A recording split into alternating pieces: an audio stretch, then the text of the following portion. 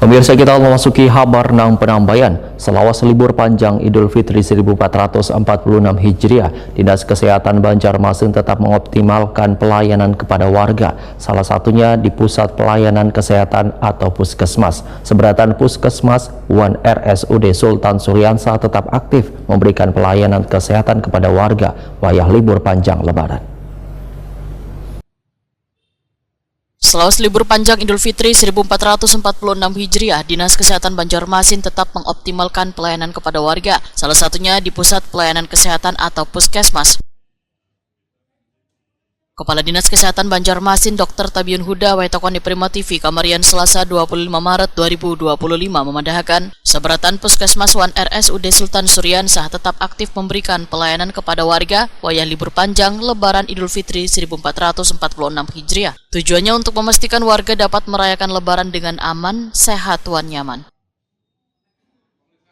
Selain di Puskesmas, Dinas Kesehatan Banjarmasin menyiapkan pula petugas tenaga kesehatan di sejumlah posko-posko pelayanan yang berada di perbatasan kota, yang kaya di kawasan Bundaran Hasan Basri, Kayotangi, Wanpal 6. Kita tetap melaksanakan layanan di Puskesmas untuk jadwal cuti bersama Puskesmas tetap buka ya. Kemudian kita mengadakan untuk gawat darurat juga kita lakukan untuk pelayanan ambulan gratis untuk rujukan NPSC 24 jam.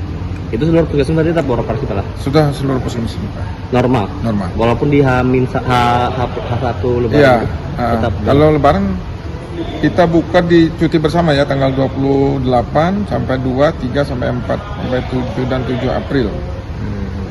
Jadi Puskesmas pada tanggal 28 Maret serta tanggal 2, 3, 4 sampai 7 April untuk memastikan pelayanan kesehatan dasar tetap berjalan, masyarakat terlayani.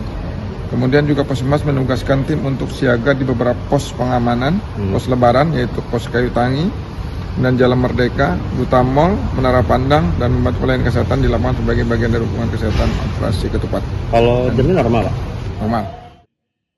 Dr. Tabiun Huda berharap warga bisa memanfaatkan posko-posko layanan ini dengan sebaik-baiknya agar aktivitas perjalanan dapat berjalan dengan baik.